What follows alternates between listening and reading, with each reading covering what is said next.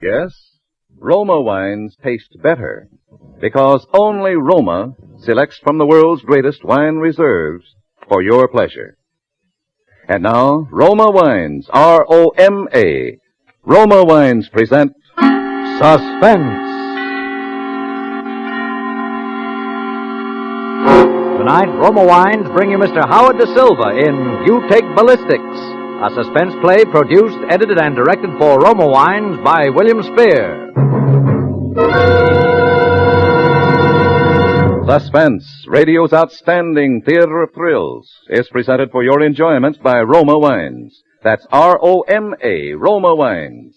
Those better-tasting California wines enjoyed by more Americans than any other wine. For friendly entertaining, for delightful dining. Yes, right now a glassful would be very pleasant, as Roma Wines bring you Howard Da Silva as Homicide Lieutenant Ed Harvey in You Take Ballistics, Cornell Woolrich's remarkable study of the police mind at work, which is tonight's tale of suspense.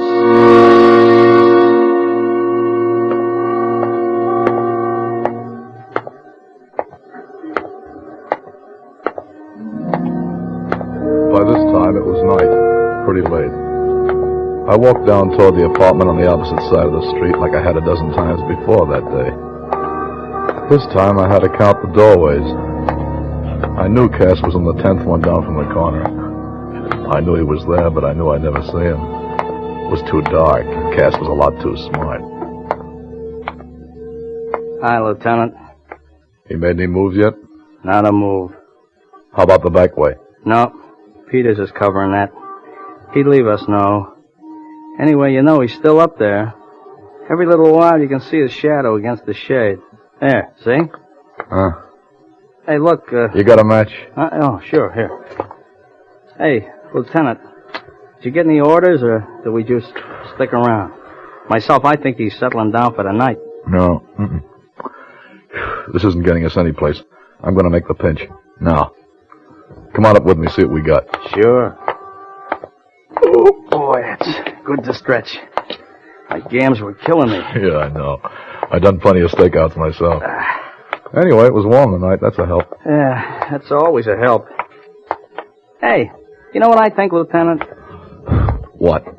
I think that guy's waiting for something. Or someone? Like who? Us. He's wise, huh? Smart, pretty smart. I don't like it. Yes, sir, gents. Coleman, Clarence Coleman, take us up. Yes, sir. I need a shave. Huh? Nah, you don't look bad. How long has he been living here? You, how long has Coleman been living here? Oh, Mr. Coleman? 2 or 3 years.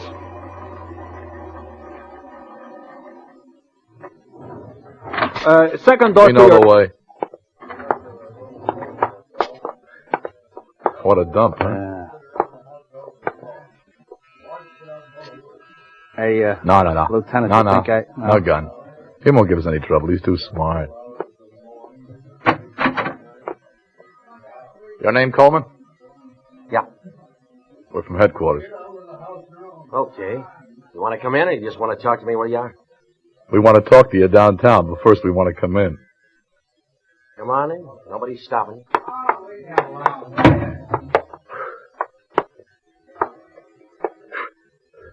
Look around, Cat. Yeah. Suppose you guys got a search warrant. I suppose you got a witness that we don't. Go ahead, look. I just want you to know I'm not dumb, that's all. Sure, I know. You're smart. I was doing a crossword puzzle. You don't mind, do you? Oh, go right ahead. I want to get that one down before I forgot. Cash, you find it? No. Do you own a gun? Why, sure. Where is it? Tell them to look in the bottom drawer of the bureau, and they're under my winter underwear. You hear that, Cash? Yeah. I got a license for it, too. You fired it lately? Yeah, sure thing. I got it. Here she is, Lieutenant. Look out, you don't rub off any prints. I told you we're smart. Maybe too smart. 38, one shell gun. When'd you fire it last? Right last night. Why should I lie to you? You're going to give me the nitrate test as soon as you get me downtown anyway. Right last night, huh? Right into Edmund Lombard's body? Wrong. Into the floor. Here. You got all the answers, haven't you? I only know what I know. Can't do better than that for my own brother. If you fired it into the floor, where's the crease? See that little scatter rug? Uh-huh. Just kick it aside. See it? I can do better than a crease. If you dig in with your penknife, you can probably get the slug. Well, let's have a look. Hey, what are you doing that for, Cass? This guy's just making a chump out of you. Maybe, but we better have the slug just the same, Lieutenant. All right. You, take your hands out of your pockets and get your favorite hat and start moving toward the door. You're coming with us. There we are. Okay by me. You get it? Yeah, it's a 38, all right. Am I under arrest? Well, if you gotta have a name for it, no. Not yet. You're just a guest of the department. For the rest of the night. You get the works, I suppose. Cass, take him down the stairs, will you? I want to talk to this kid on the elevator for a minute. All right. Hey, wait a second. You got any more of that gum? Yeah, here. Sure, Lieutenant. There you are. Come on, you. All right. Come on. Let's go down here. Yes, sir. Got a match? Oh, sure, I have. A gun go off anywhere in this building last night? Sure. His did. Who's, Coleman? Yeah. The people downstairs telephoned me, so I had to go up there. He fired into the floor by mistake. He was plenty scared. Hey, he in trouble? Nothing serious. Just a little thing called murder.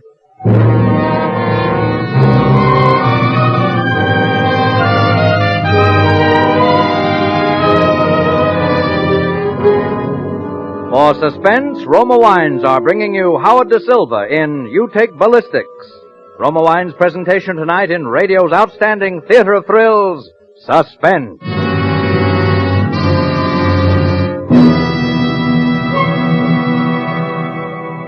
Between the acts of Suspense, this is Truman Bradley for Roma Wines. Next time you buy wine, remember this. For entertaining, for everyday pleasure, more Americans enjoy Roma than any other wine. That's because Roma wine tastes better, yet costs so little. Yes, in Roma wine you enjoy an important difference, an extra goodness in fuller bouquet, richer body, and better taste. To bring you this difference, this better taste, Roma starts with California's choicest grapes. Then Roma master vintners, with America's finest winemaking resources, guide this grape treasure unhurriedly to tempting taste perfection. Later, along with Roma wines of years before, these choice cuvées await selection from the world's greatest reserves of fine wines for your pleasure. Tomorrow, enjoy the better taste of Roma California wines. Whether you prefer sherry or port, muscatel or tokay, insist on Roma wines, your best buy in good taste. Remember, R-O-M-A, Roma, the greatest name in wine. And now Roma Wines bring back to our Hollywood soundstage Howard Da Silva as Homicide Lieutenant Ed Harvey in You Take Ballistics, a tale well calculated to keep you in suspense.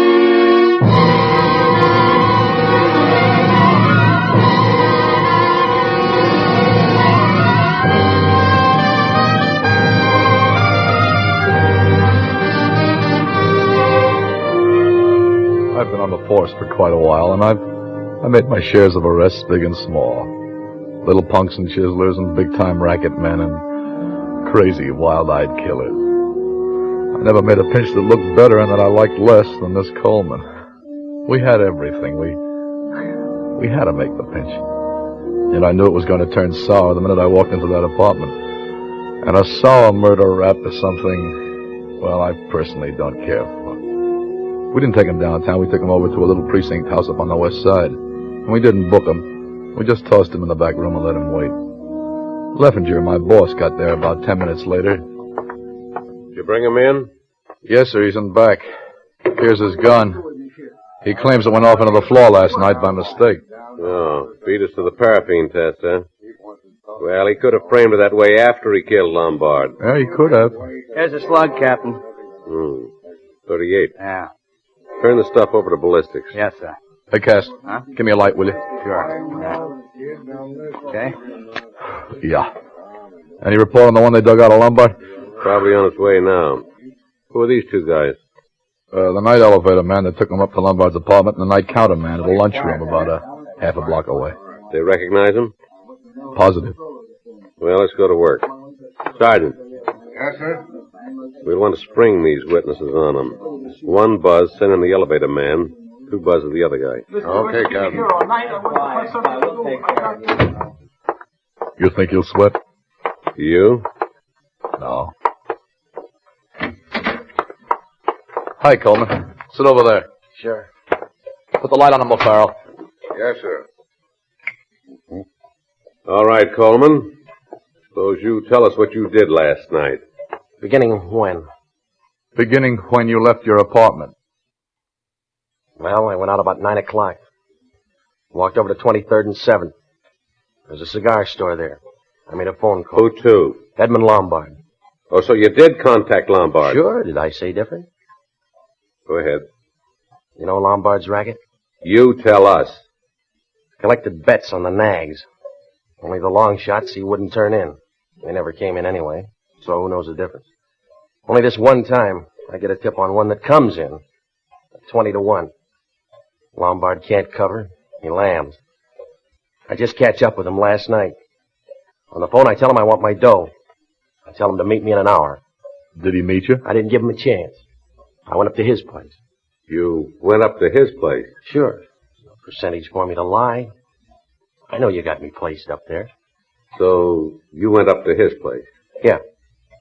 He was already packing. Getting ready to lamb again. He kind of laughed and said, "You can't blame a guy for trying."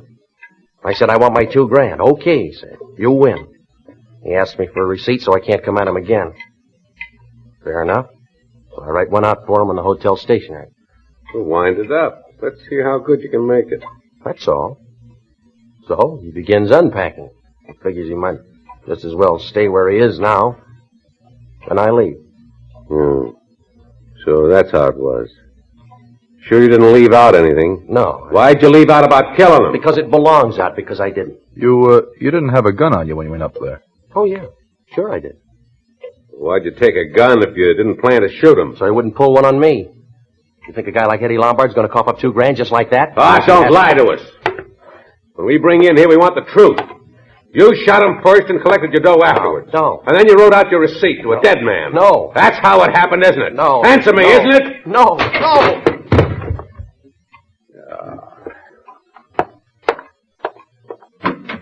Cash. Yeah, Captain. Never mind those witnesses. He spiked them for us. Come on in here and give us a hand. Sure. Okay, bring him out of it. All right, come on. Come on, will you? Get up there. Why don't we give you something to pass out about? Now, why'd you tell him? You listening? Why'd you tell the night man that Lombard was staying and not to bother about his luggage? Because I was afraid he'd go up there and Lombard might think it was me again and take a shot at him. Because he was dead in there and you wanted to get clear of the building before he was found. If I did, I didn't go very far. I stayed in the coffee shop down the block for 15 or 20 minutes afterwards. Look, what'd you do with the money you took off him after you killed him? The dough he gave me. Put it in the bank first thing this morning. Take over, Cass. All right. Come on, Harvey. No. Wait till I wash my hands. You know, I need a shave.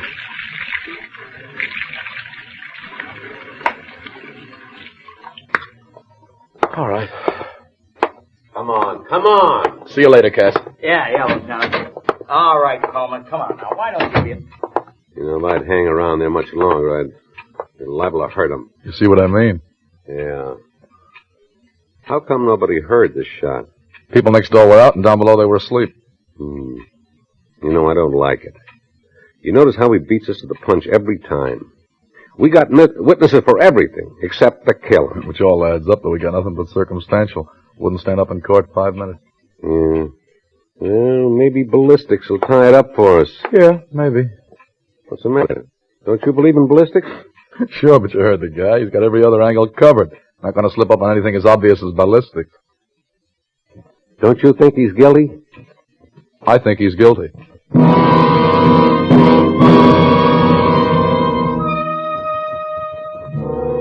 I went back up to Coleman's apartment. I hate this part of any job. There's always the off chance that it may turn up something, so it has to be done. But 9 times out of 10, it doesn't get you a thing. Didn't this time either. It's a lot of junk. In the living room, items, crossword puzzle he'd been working on, the pencil stub, the butt of the cigarette he'd been smoking, and the package it came out of. The bathroom, items, usual assorted stuff in the medicine cabinet, and 15 rusty razor blades under the bathtub. Kitchen, items, 3 empty beer bottles and some very lively cockroaches of assorted sizes. The bedroom, items, a bureau full of linen and 3 suits in the closet. One of them was the gray number he'd been wearing the night he called on Lombard.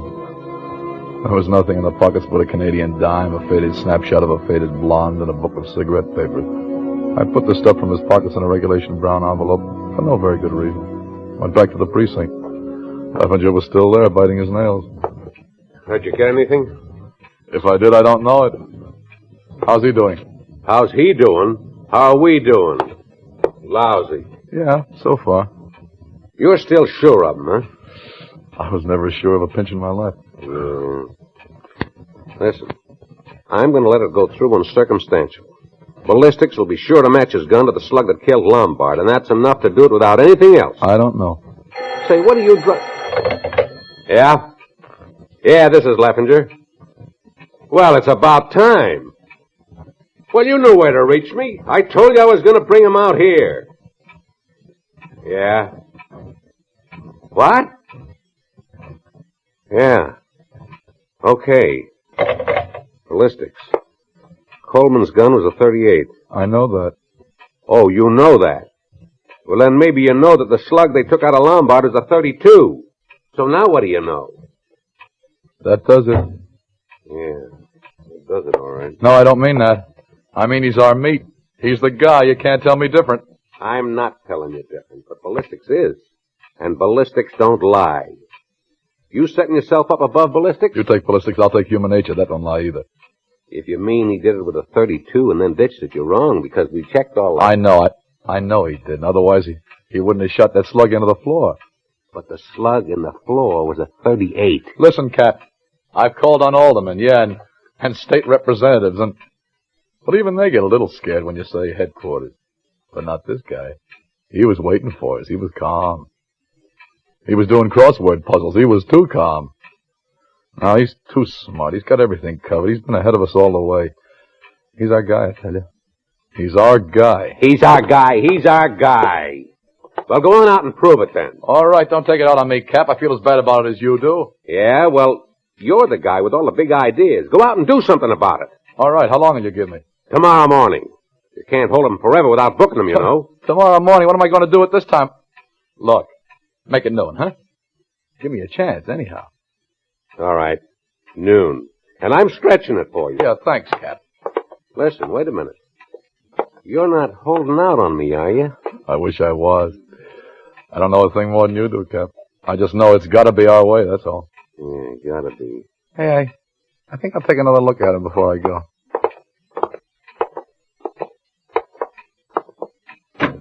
Oh, now listen, Coleman. We know you did it.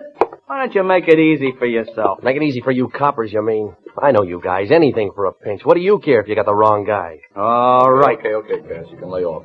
You got something? Yeah, the slug that killed Lombard was a .32. His gun is a .38. Huh?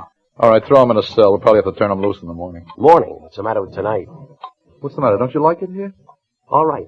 But you'll have a sweet case of false arrest on your hands by morning. Remember that, copper, when you're back pounding a beat. Oh, I won't forget. You're smart. Got a match? Go on, have a cigarette. I got my own. Go ahead, have one. I wouldn't take a smoke from a copper if it was the last one before I die. You may have a chance to prove that someday. Yeah? Yeah, when you go to the electric chair.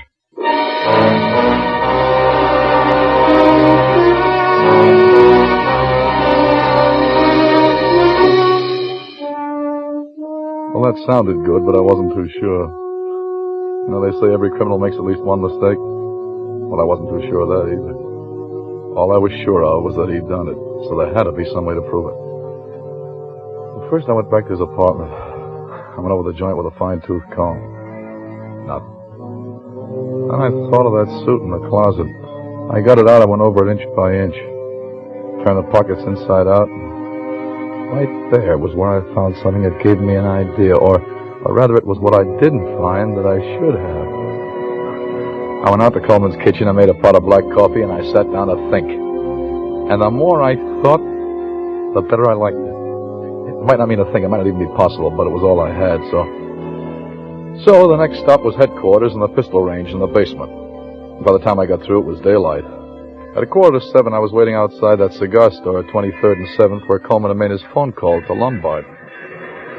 It was run by a little guy named Truhoff. We questioned him before, but this was different. The story wasn't open yet, but finally, after what seemed at least an hour and a half, I saw him. I saw Truhoff come puffing down the street.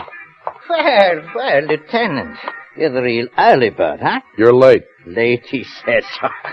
What time you want a cigar store should open? The middle of the night. Come on, let's go inside. I want to ask you a couple of things. More questions. Didn't you ask me already everything but my grandmother's middle name? Yeah, I forgot that. That's why I came back. All right. So now what? About this Coleman. When he was in here... Sure. He telephoned from the booth back there. How can I hear what he says from way up here? I don't care about that now. He used to buy smokes from you, though, you said. That's right. Every day almost. Any particular brand? Sure. Always the same for 2 years. These here. Always machine-made cigarette? Always? Why not? What did he buy from you the night he was in here phoning? The same? Why not? You're sure he didn't buy these? Wait. Yes. If I didn't see them in your hand, I would never remember.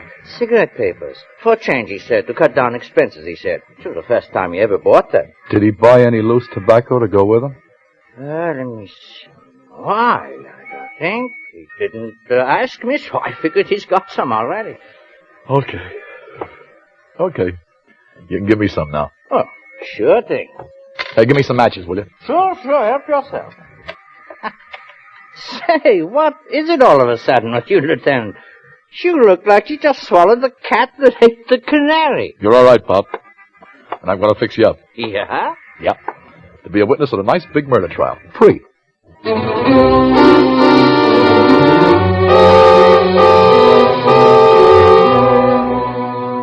I went back to the precinct, but Leffinger had moved him to another one, over on the east side, on account of the 24-hour detention law. That took more time to locate him, but that was one thing I had plenty of now. I was either in with what I had, or I was out. And suddenly I felt tired. I felt tired as an old dog. I tried breakfast, but that didn't help much, so I went on over to the east side. Leffinger was right on deck, cranky as ever, but I could see he was worried. We had this guy pretty nearly 48 hours, and the cops don't like to break the law any more than the next guy. Well, where you been all night, Bright Eyes? You look like you slept on a park bench. I didn't sleep anyplace. I've been using my brains. Why did you leave word you were going to move him? What's the difference? His next move is out. His next move is arraignment after what I'm going to show you. Great. I'm just in the mood for lantern slide. Let's have him in, huh? Yeah, bring him in, Johnson. Okay, Captain. Now, look, first I want you to watch how he rolls a cigarette. What are we doing now? Playing parlor games? Just watch him, that's all. And remember, I found these cigarette papers in the pocket of his suit. The suit he wore the night he went to see Lombard. Oh, I suppose he gassed him to death with cheap tobacco. Eh? Here he is, Captain. Oh, the Rover boys. You guys woke me up just to move me to another hideout. Why don't you get wise to yourselves? You know you're going to have to book me or turn me loose sooner or later. All right. Forget it. We're turning you loose. All we want you to do is to sign a waiver that nothing happened to you in here. Nuts, I signed nothing. Hey, take it easy, will you? We got the guy that did it. Yeah? Yeah. Got nothing to worry about. We just don't want any suits for false arrest, that's all. Yeah, well, you took the words right out of my mouth, Copper, because my first stop after here is a lawyer. Now, wait a minute. Let's talk this over. Smoke? Nah, not one of them things. Well, you smoke these, don't you? Yeah, sure. Here's some tobacco. Go ahead, roll one. Thanks. That's not the way. I'm a little out of practice. A little out of practice, he says. Don't look to me like he'd ever rolled one before in his life. Does it to you, Cap? All right, so send me to the chair for that. Just the same, he bought these cigarette papers the night he went to see Lombard at the cigar store where he phoned, where he bought all his smokes. First time in 2 years he ever bought any. And no tobacco to go with him. And not a shred of loose tobacco in any of his pockets. Now, why do you suppose he bought those cigarette papers that night, huh? You're telling it. I'm listening. Are you listening, Coleman? You're talking in your sleep. I'll tell you why he bought them. Better than that, I'll show you why. Let me have your gun a minute, will you, Cap? Yeah, sure. That's 38, right? Yeah. Same caliber as Coleman's gun? Right. All right. Now, here's a 32 caliber bullet. The same caliber as the slug that killed Lombard. Do you want to see it? I know a 32 when I see it. All right. Now, we take the 38 bullets out of your gun. Now we take this 32 bullet and about 3 of these cigarette papers. We double them over. We wrap them around the bullet. See? See how snug the 32 fits in your 38 gun now? Well, I'll be a monk. Now watch. Now watch how a 38 gun will fire a 32 bullet. I'll put it in the baseboard over there. That's ballistics, Cap. How do you like it? Ballistics. Ballistics? You take ballistics, I'll take human nature every time.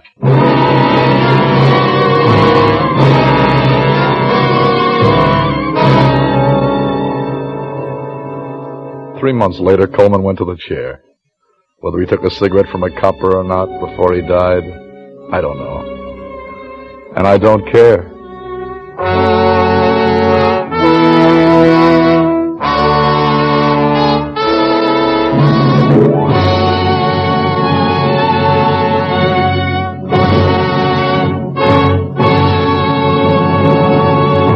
Suspense. Presented by Roma Wines, R-O-M-A. Roma, America's favorite wines. This is Truman Bradley, bringing back to our microphone the star of tonight's suspense play, Howard Da Silva. My compliments, Howard, on a grand performance. Say, tell me, how did you like being on the side of Law and Order for a change? On the screen, I've seen you as a pretty tough character. Truman, I much prefer to be law-abiding. It makes me more popular with my friends. Well, here's something, Howard, that will make you even more popular with your guests. A gift basket of Roma wines. From Roma, your host of the evening. My thanks to Roma, Truman. This is my idea of real hospitality. That's what your friends will say, Howard, when you treat them to the golden amber, fragrant Roma California sherry in your gift basket. For Roma sherry, with its tempting nut-like taste, is the perfect first call for dinner, and served with nuts, fruit, cake, or any tasty snack. Roma sherry is a truly delightful wine for entertaining any time. Right, Truman. Roma sherry is certainly a versatile wine. Versatile is the word for Roma sherry, Howard, and extra good, too. For Roma sherry, like all Roma wines, gives you an important difference, an extra goodness in fuller bouquet, richer body, and better taste. And the best proof I can give you that Roma wines taste better is the fact that more Americans enjoy Roma than any other wine. Well, that's proof enough for me, Truman. And now who's on Suspense next week? Well, Howard, it's Claude Rains. My favorite actor. Yes, Claude Rains in a very unusual suspense story. Mr. Rains will be entirely alone, no other member of the cast. A real solo performance. The story will be a famous English study in terror, The Waxwork. And you'll want to hear what it feels like to spend the night in a museum haunted by the spirits of famous murderers of the past. That I've got to listen to. Thank you and good night. Howard Da Silva appeared through the courtesy of Paramount Pictures and is currently being seen in their production Blaze of Noon. Tonight's suspense play was written by Robert Richards from the story by Cornell Woolrich. Next Thursday, same time, you will hear Mr. Claude Rains as star of Suspense. Produced and directed by William Spear for the Roma Wine Company of Fresno, California. Buy your share of Easter happiness. Bring new life and hope to crippled children through Easter seals. Buy Easter seals today.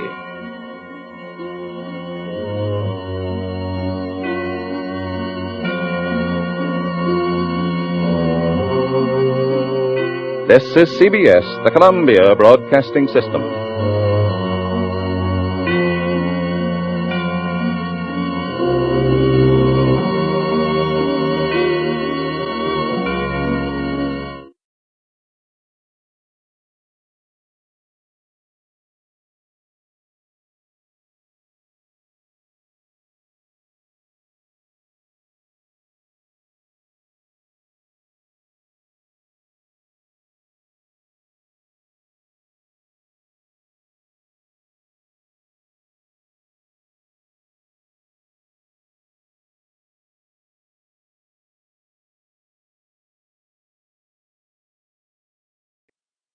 Yes, more Americans enjoy Roma than any other wine because Roma wines taste better. Taste better because only Roma selects from the world's greatest reserves of fine wines for your pleasure. And now, Roma Wines, R-O-M-A, Roma Wine Company of Fresno, California, bring you Suspense. Tonight, Roma Wines present Mr. Elliot Reed in Dead of Night, a suspense play produced for Shenley by William Spear. Suspense, radio's outstanding theater of thrills, is presented for your enjoyment by Roma Wines. That's R-O-M-A, Roma Wines, those better tasting California wines. This is the month of June, when hearts are gay and wedding bells ring, when the new bride is toasted and the brides of yesteryear are honored with traditional champagne. So remember the occasion. Say it with Roma Champagne, a superb bulk process sparkling wine, and discover better taste at its brilliant best. You'll find the golden goodness of sparkling Roma Champagne the crowning touch to every festive occasion, whether it be wedding reception or anniversary, formal dinner, or just friendly entertaining at home. Yet for all its premium quality, Roma Champagne now actually costs you less. At new low prices, Roma Champagne, or any Roma wine, is your best buy in better taste. And now, Roma Wines bring you Mr. Elliot Reed in a remarkable tale of suspense.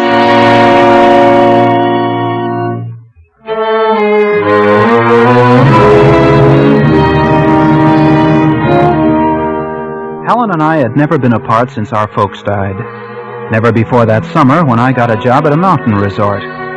She was supposed to go with me, wait on tables or something, and it was to be our vacation. But at the last minute, she decided to stay in town. She figured her boyfriend, Steve, might be coming home on furlough. I should have known better. My sister was such a kid. But I let her talk me into it, and I went alone. That was the beginning of the whole thing. That's when she met him, Phil Armstrong. If I hadn't gone away that summer, I guess Phil would be alive today.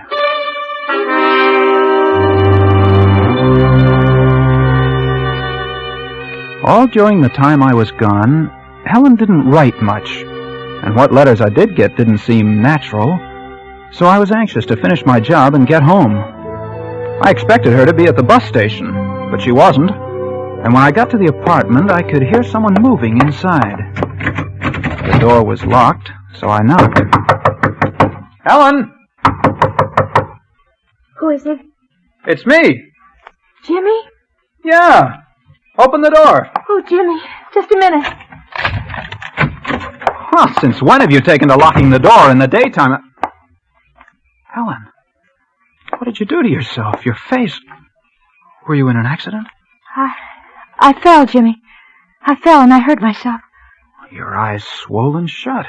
Let me look at it. Jimmy, I have something to tell you. What are these suitcases doing here? You and I are going away, Jimmy. We've got to get out of here. I've packed everything. We're going no place till you tell me what this is all about. While you were gone, I got married. Married? You mean Steve was here on furlough? No, Jimmy, not to Steve. Not... But you were engaged to him. I know, but I got a letter from him right after you left. He married someone he met where he was stationed. Oh, Helen. Gee. I was pretty upset, Jimmy, and that's when I met Phil Armstrong. But, gee, I think you might have... I don't even know the guy. No, neither did I. But I was unhappy. You just don't go off and marry someone you don't know. That's what I did, Jimmy. Now we've got to get out of here. But why? Because there's been trouble. What kind of trouble? I'm afraid, Jimmy. He's terrible. He takes something. I don't know what, but sometimes he's just crazy. Helen. Yes? Your face. You didn't fall. No. He did that. I'll kill him. Or he'll kill you. That's what I mean. That's why we've got to get away. You can get a divorce, can't you? No, he threatened me if I even tried to get one. We'll put him under a peace bond. What good would a peace bond be, Jimmy, if he killed one of us?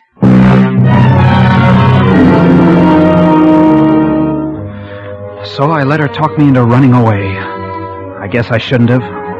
But I knew that if I saw him after what he'd done to her... Well, anyhow, she looked so frightened. I thought it best to let her do it her way. We got to Santa Monica that night, and we stopped at a motel near the water. Well, a week slipped by, and Helen seemed to be forgetting. She didn't jump every time someone knocked at the door. I managed to get a job at one of the shooting concessions on the pier, and we both began to feel good for a while.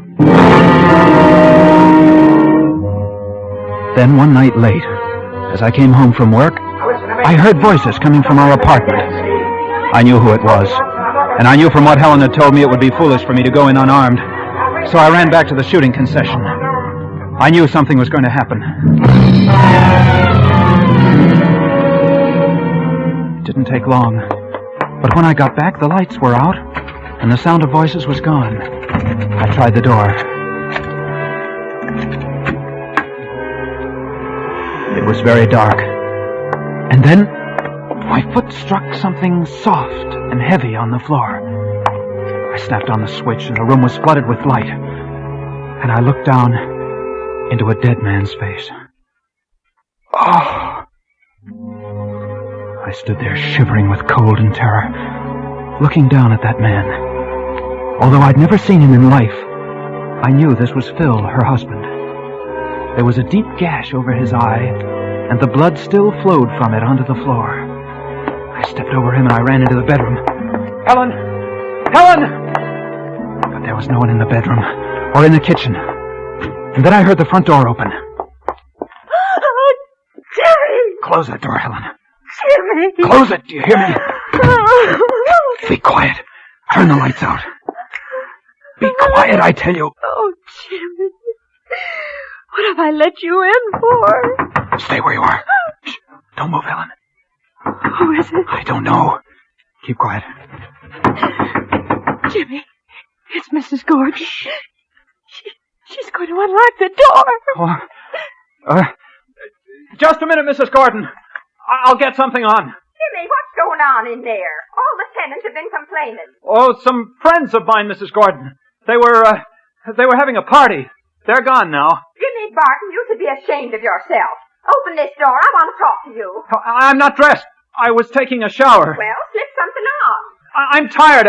I was just going to bed. Jimmy, I told you I wanted to talk to you. Now, will you open this door? She has a pass key, Jimmy. All right, Mrs. Gordon. Just let me get some clothes on. I didn't know what to do. I knew that she was determined to come in. Mrs. Gordon is a nosy old woman. But she meant well. She'd taken it upon herself to mother Helen and me since the first minute she laid eyes on us. And we'd had a time keeping her out of the apartment with her pots of jam and her bowls of soup. What'll we do, Jimmy? Helen, take him by the feet. No! Helen, take him by the feet. We started, half dragging, half carrying him towards the bedroom, the rug slipping along the floor as we moved.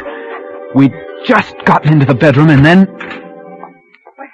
As long as your mother isn't here to look after you, I'm going to do it myself. We can't leave him here. She might come into the bedroom. Quick, the bathroom. Jimmy, where are you?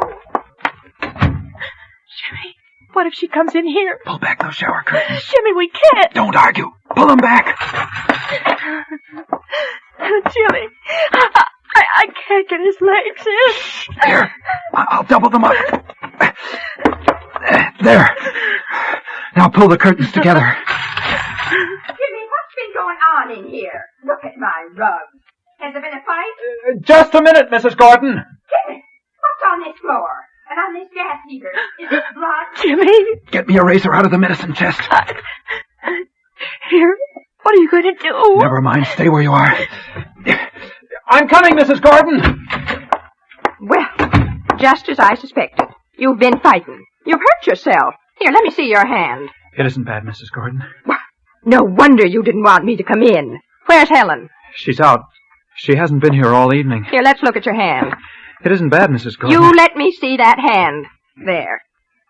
Why, Jimmy, this is a bad gash. Have you disinfected it? Yes. Yes, I have. Well, let me bandage it for you. No, this towel's all right. It's not all right. Where are your bandages and things? In the bathroom? No. I don't have any. You're just saying that, Jimmy Barton, because you don't want to be bandaged. You're not fooling me. And I'm going right into the bathroom and get some. No, not the bath. I I don't have any. Well, I'll just see for myself. No, Mrs. Gordon. Jimmy, you've dripped blood all over this floor. Here, let's look in this medicine closet. There. I knew it. Here's some tape and some gauze, too. Mrs. Gordon, can't we do this in the living room? No, we'll do it right here. Now, here's some alcohol. Put your hand over here. We stood there, and she bandaged me. And I kept wondering where Helen had gone. And then I saw the shower curtain move slightly. And I knew. For a moment, I thought Mrs. Gordon had seen it move, too. Jimmy, just look at that shower curtain. Yes. Goodness, you've smeared that with blood, too. I'd better clean things up before Helen gets home. You'll scare the life out of her. No, I'll clean it up, Mrs. Gordon. You've done enough. Thanks very much for taking care of this hand. Well, all right, if you don't want me to. Now you'd better get some sleep. I'll see you in the morning. Good night, Jimmy. Good night, Mrs. Gordon. Jimmy. Shh, Helen. Oh, I had to hide someplace, and it was terrible. I know. It was the only thing you could do. Oh, Jimmy. Yes? Jimmy, I forgot to tell you that I'm having some painting done tomorrow, so you'll have to be out of here early. It's hard enough getting painters these days without making them wait for my tenants to get up. All right, Mrs. Gordon. I'll be out first thing in the morning. Good night. Good night. I have to get him out of here. Yeah. Where'll we take him? I don't know. I've got to think. Helen, you try and rest. Jimmy, let me get to the police. Let me tell him that I did it. Let me tell him what he was. They won't do anything to me. No, you try and rest. What time is it? About 6. Well, I've got 2 hours before the painters get here. What are you going to do? Well, there's the car. No one will see us if we take him through the service porch into the garage. Then what? I don't know, but that'll get him out of here anyway.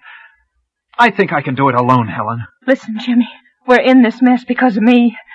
And I'm going to help you. I'm going to help you.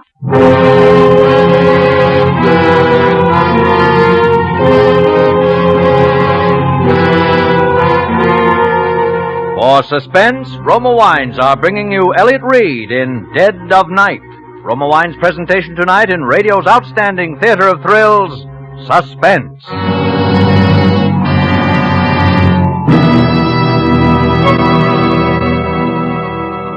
Presented by Roma, R-O-M-A, Roma Wines, those better tasting wines that come from California's finest vineyards to enrich your table, to enhance the hospitality of your home. To bring you better tasting wine, Roma selects and presses California's choicest grapes. Then Roma vintners with ancient skill and winemaking resources, unmatched in America, guide this sun-drenched grape treasure unhurriedly to tempting taste perfection. These fine wines are placed with other Roma wines of years before, and from these reserves, the world's greatest reserves of fine wine, Roma later selects for your enjoyment. Now you can enjoy the premium quality of your favorite Roma California wine at savings up to 20%. Tomorrow, as a special after-dinner treat, try rich Roma Port or mellow Muscatel. Be sure to ask for Roma, America's favorite wine.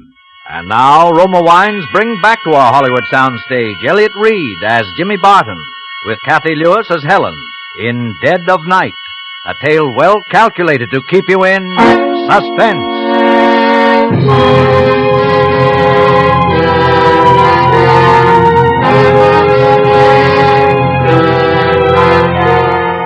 When I went into the bathroom, the shower curtains were standing open. His legs had slipped from their cramped position, and they'd pushed themselves into the room. He sat there with his head twisted down and his chin digging into his chest. I took a washcloth and it was awful. I wiped the blood off his face. Just in case anyone saw us, they might think he was just sick. Then I tried to lift him, but I slipped, and his head made a hollow sound as it thumped down on the shower floor. Helen helped me get him into the luggage compartment of the car. Where are we going, Jimmy? Helen, won't you stay in the apartment, please? No, I couldn't. I'm going with you. All right, come on.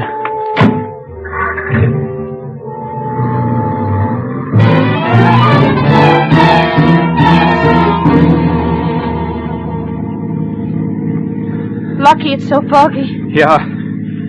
What time is it? 5 or 7. The fog will be clearing soon. It'll be harder getting him out of the car Jimmy. than... What? Jimmy, there's the Santa Monica Pier. You can drive cars out to the end of it. Maybe we Yeah. It's worth a try anyway.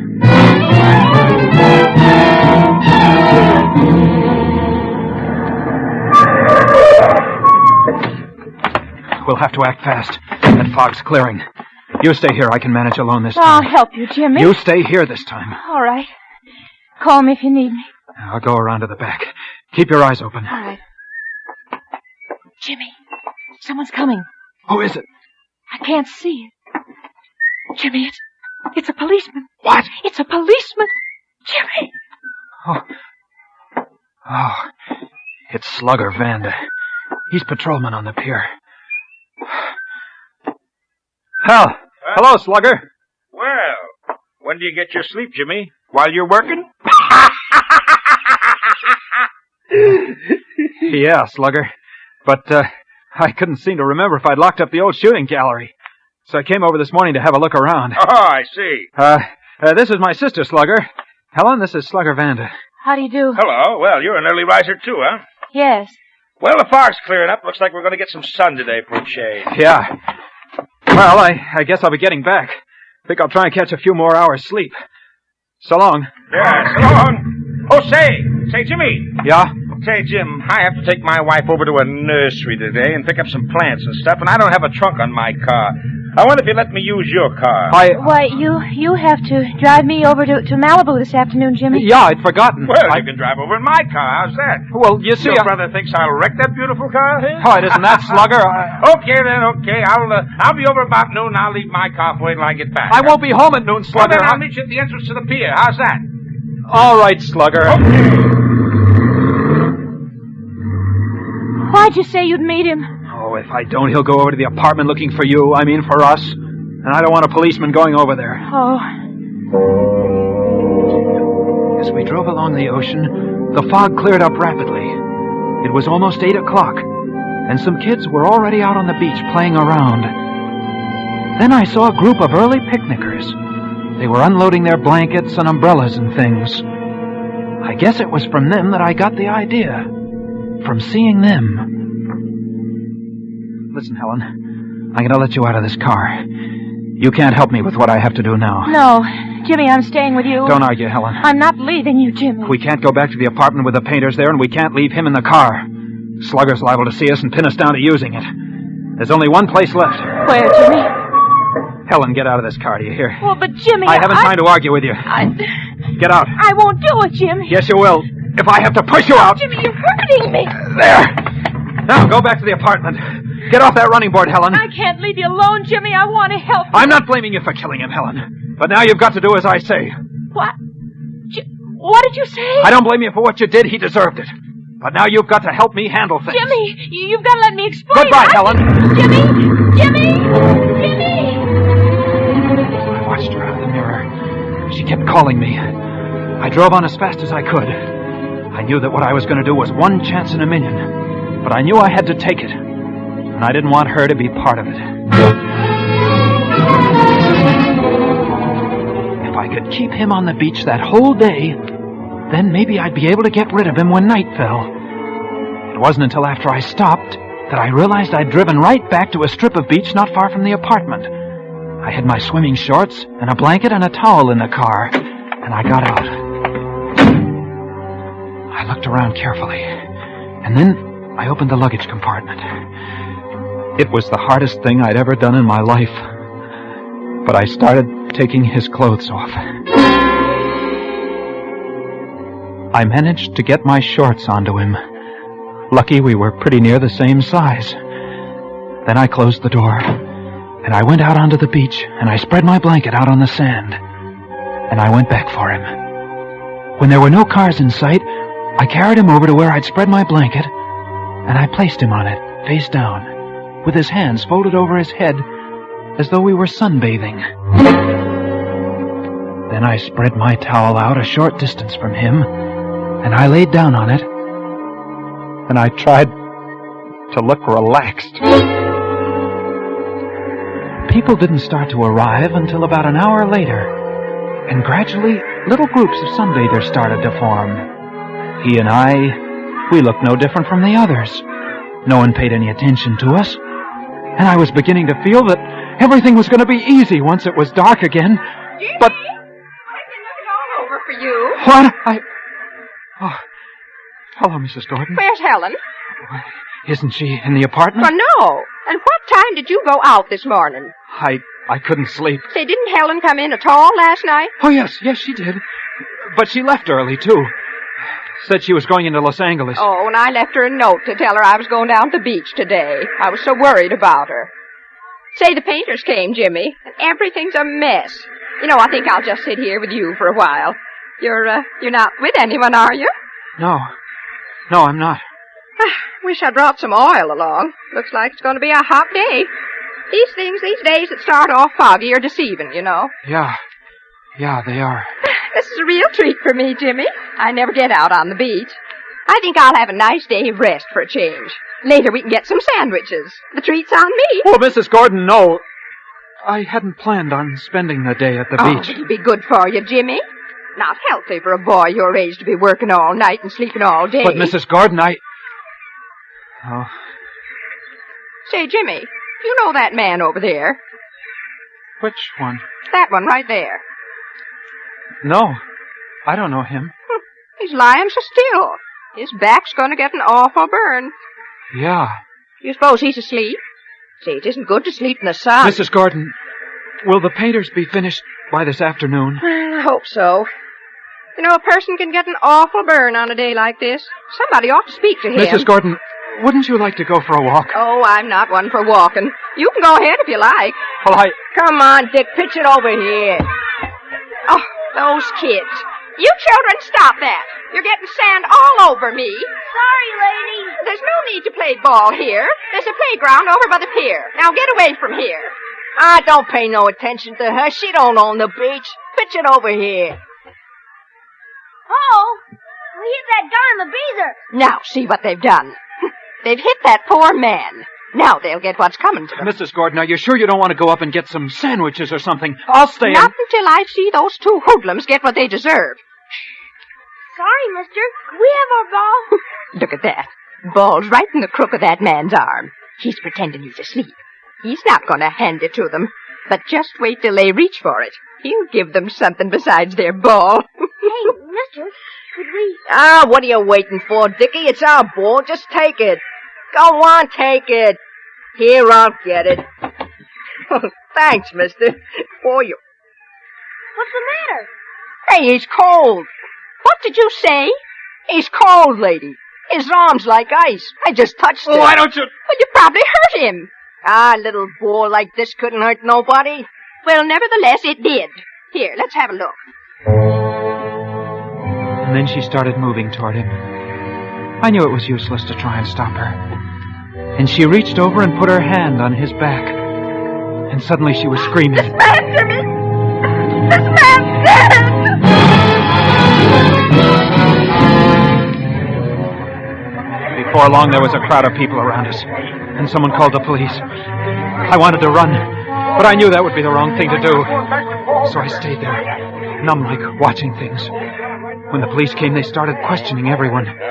Mrs. Gordon was first. But he'd been there all morning. I came early, and he was here already, just like that, with his face down, just like he was sunbathing. Was there anyone else around when you arrived? Well, yes, Jimmy was here. He was here all alone with him, weren't you, Jimmy?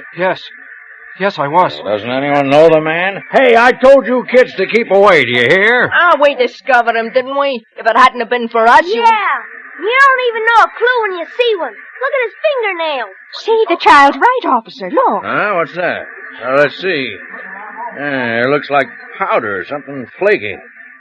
You sure none of you people around here recognize him? Well, I've never seen him. Officer, that blanket he's lying on. It's from my motel. Yeah? See? It's stamped right under where you moved his hand. Seaside Motor Cabins. You sure he wasn't registered? I'm positive. Is there anyone around here from your motel? Look, Jimmy. Here comes Helen. She's crying. Mrs. Gordon, I asked you if there's anybody around here from your motel. Well, yes, just Jimmy Barton here. And that girl, she's his sister. They've been with us for several weeks. And And suddenly everyone was looking at me and at Helen as she ran towards us. And like a fool, I too started to run in Helen's direction to ward her off. I didn't get far, though, for someone caught me by the arm. Jimmy, I've been looking all over for you. Don't say anything, Helen. Let me do the talking. Don't say anything. Jimmy, when you forced me out of the car this morning, you said you didn't blame me for having killed him. Helen, be still. Don't. Jimmy, I didn't kill him. I thought you had. I was helping you get rid of him because I thought you'd done it. Helen! Are you telling the truth? I swear it, Jimmy. Phil and I were quarreling. He'd been taking something again. He was just like he was crazy. And I knew there'd be trouble when you came home from work, so I got out the back way and I went looking for you on the pier, and when I couldn't find you, I went back to the apartment and I found him on the floor. I thought you... But Helen, why didn't you say so? You didn't give me a chance, Jimmy. You just took it for granted that I... Then who did kill him, Helen? That's what I'm trying to tell you. Nobody killed him. What are you talking about? I went to the apartment a little while ago to wait for you, and while I was there, I remembered about Phil last night. How strangely he'd acted, Jimmy, and how he'd almost fallen several times while we were quarreling. And then I saw the gas heater, Jimmy. There was a sharp edge on the top of it with blood on it. He must have fallen. He must have. But, Helen, we've no way of proving that. There was something else, Jimmy. The wall above the heater was scratched. There might be fingerprints. There might be. Officer! Yeah? That flaky stuff you found under his fingernails. That might have been plaster. Uh-huh. I think we better get down to the station. Oh, Jimmy, they've got to believe us. Don't cry, Helen. As long as we know that we didn't do it, that's all that matters. Everything's gonna be all right. Don't cry anymore.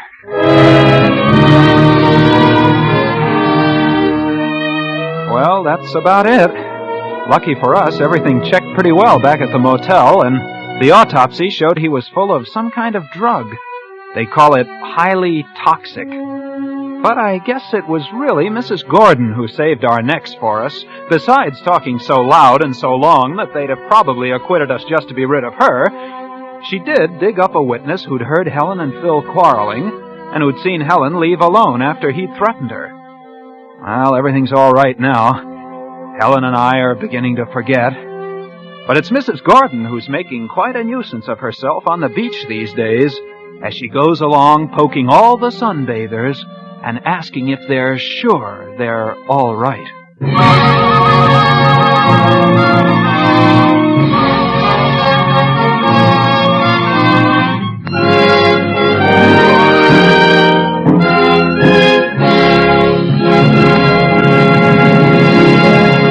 And now we will hear from the star of tonight's show, Mr. Elliot Reed. Thank you very much. It was a great pleasure to appear on tonight's broadcast of Suspense. For the next 3 weeks, Suspense will originate from New York, when you will hear Eva Le Gallienne, Alan Baxter, and Gloria Swanson. Good night. Tonight's suspense play was written by Mel Donnelly. Next Thursday, same time, you will hear Miss Eva Le Gallienne as star of Suspense. Produced by William Spear for the Roma Wine Company of Fresno, California.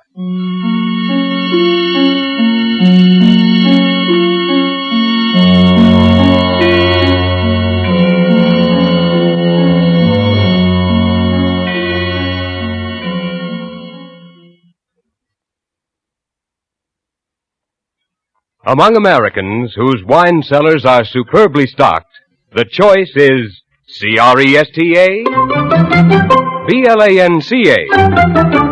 Cresta, Blanca, Cresta Blanca, Cresta Blanca. Yes, the best serve Cresta Blanca California wines from the finest of the vines.